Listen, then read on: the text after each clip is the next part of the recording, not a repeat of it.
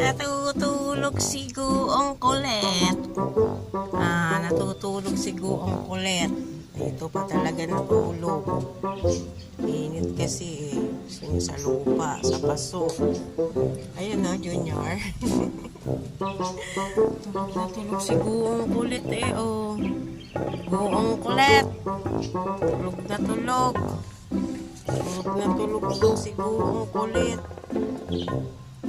Siesta niya sa tanghali. Ayan, sarap ng tulog. Dito siya sa halamanan. Gising-gising. Ay, sarap ng tulog.